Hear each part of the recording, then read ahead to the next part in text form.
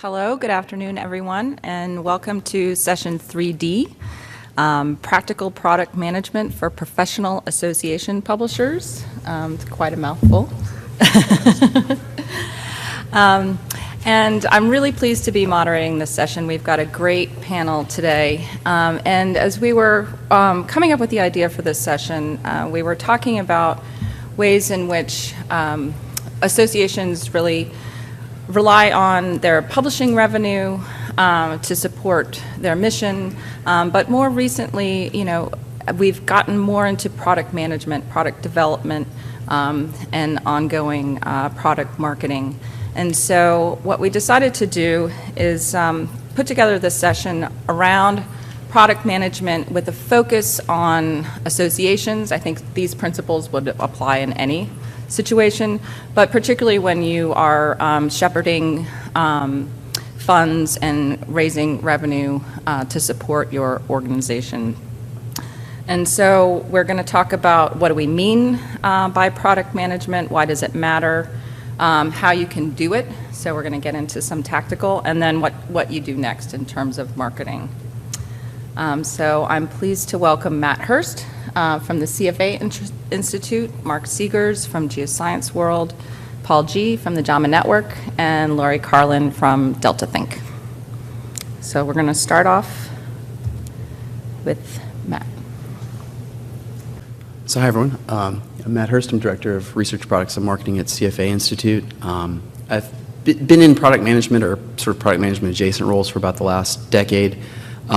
Most recent sort of half of that would be in scholarly publishing, and previous to that I was in financial news and information, all of which makes me eminently qualified as sort of a generalist, I guess. And so I'll be kind of presenting sort of product management at a pretty high level here, talking about sort of what is product management, what do product managers do, and my esteemed panelists will, I think, could be sort of subsequently drilling down, peeling into the further layers of the onion as we get into it.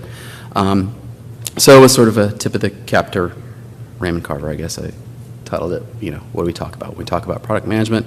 I think what is product management? We end up having kind of a lot of questions, and each sort of answer begets another question once we understand sort of more about product management. I threw a couple of that it's about the product life cycle, then what is the product life cycle, and so on. So I'm going to seek in the next 10 minutes to just kind of address some of these, I guess, basic questions, hopefully not too basic for this audience, and then again, we'll drill a bit deeper down. So starting off, what is product management? I threw a couple of definitions up here. I could have really thrown any up there. The point is that definitions vary quite a bit. This is probably why I can never explain to my parents or my family what I do or what I've done. It's sort of, besides the fact it's always changing, right, the definitions vary. I think the key commonality typically is that is about managing products through the product life cycle. And so in turn, right, as I was sort of saying earlier, what is the product life cycle? Again, conveniently, definitions vary a great deal. There are certain commonalities, but you'll see it sort of represented in a linear fashion, in a circular fashion, plotted against sales, plotted against product stability. There are a lot of different views. I think for practical purposes, right, it's this sort of start to finish of a product. But what does that sort of mean? And certainly when we talk about iterative product development, there's this idea that you're kind of never finished. You're always sort of continuing to develop. Even when a product is done, you might have a successor product. The other panelists are going to get a little bit more into the details on this, but I think from my perspective, the key sort of starting point is the identification of needs, because ultimately products should be meeting needs. And of course, those can be identified through a variety of ways, whether they are internal brainstorming, going out and talking to customers, which I think is actually worse than trying to analyze the actual behavior of customers. But there are a lot of different ways you can do that. But taking those ideas, then getting them out to market, analyzing their success or failure, and then taking that data back and feeding it back into the loop for future product development and iteration.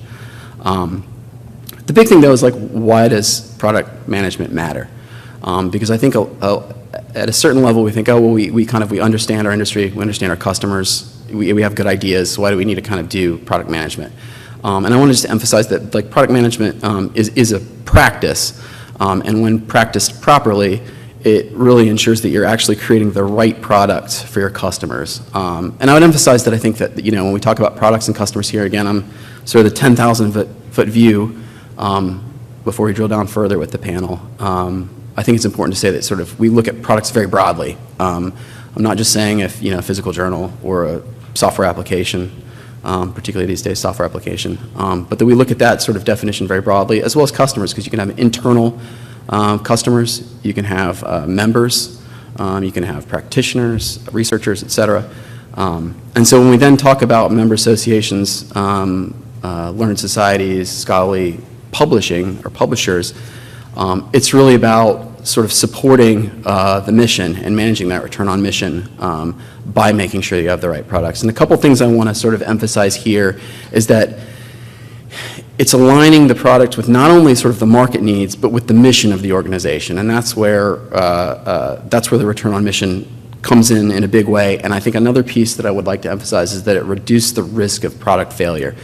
And I think that can be especially a problem in scholarly publishing, though it's not unique certainly in sort of industry generally, but where you have key stakeholders and decision makers who maybe even they were customers or users previously, so they come in with the notion that, oh, I can serve as the proxy for the user sort of across the board because I understand this, and I'll give you the requirements because I'm, and so I think the practice of product management, what that does is ensure that you don't fall into that trap.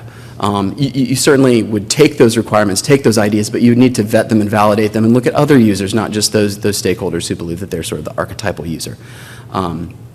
So I think it's really important in that it ensures those outcomes and supports the mission.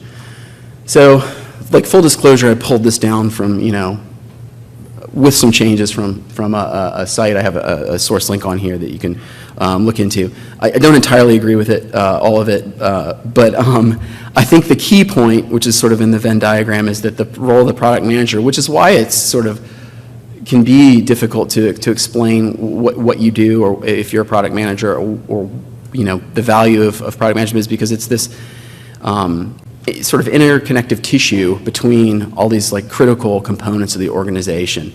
And it has a lot of different sort of, if you're a product manager, you wear a lot of different caps at any given time. I think that, one of the key things is that it's always about, advocating for the user. And whatever that user is, if it's a member or a researcher or a practitioner, you're advocating for that user to ensure the best outcomes for them in the product and that supports the mission. And I think that in terms of the don'ts here, I think it's less that it's, and I don't want to be like sort of dogmatic about that. Again, it's not my list. And I think a lot of people who are product managers in the audience or people in the panel have done these things at various times. But for the most part, you don't want product managers shouldn't be writing code. They shouldn't be designers. I've been accused of being a designer a lot of times, and I'm not a good designer. I'm a terrible designer. And so you kind of got to know your lanes.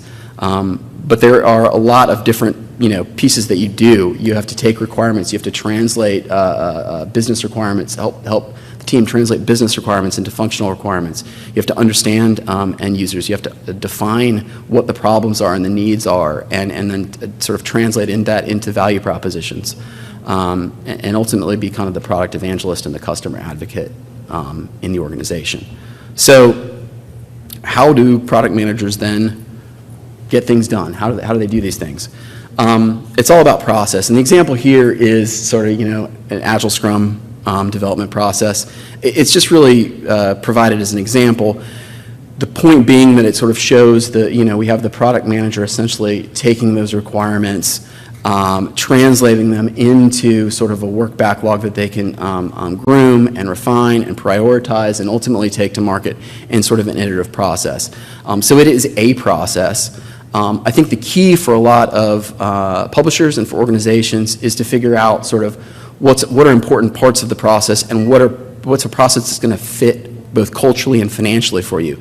In many cases, right, you're not going to be doing all of these things. You might have vendors or partners who are doing those things. I think the important thing, though, is that you can't abdicate your responsibility as an advocate for your users, for your customers, to those vendors or to those partners.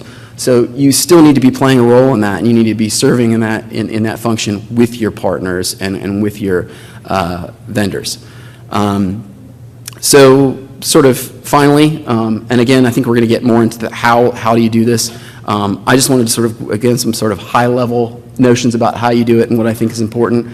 Regardless of your size, I think it's important that you commit, if you're going to do product management, that you commit to it, that somebody is a designated product manager and that they have sort of the agency and the time and the space within the organization to develop the process, that in other words, that you have an organized process to use, and that you have, and that it is supported. You have buy-in from the key stakeholders and decision makers, that they're going to be involved in that process. And again, it can just be if you're a small organization, you don't have enough, you can't, dedicate a full-time employee to being a product manager. You're using a commercial publisher, using any number of other solutions out there. You can still have a role in product management, and you should be sort of advocating with them, with your partners, in terms of what they should be prioritizing and what they should be doing for your customers. It's also important then, of course, that you measure and that you have covenants, and a lot of times in your agreements with those partners, that they're helping you measure the outcomes of these things, so that that can feed back into your own process in terms of identifying what you need to be doing. And finally, that you're kind of constantly assessing not just the success of a given product project, but that you're also assessing the efficacy of your own processes for doing product management. Because again, it's not a one-size-fits-all thing. I think, as the various definitions have shown, there's a lot of flexibility here, but I think it is important that you sort of commit to it, that you find a process, and that you do it. And I guess I'll leave it at that. I don't know. Thank you.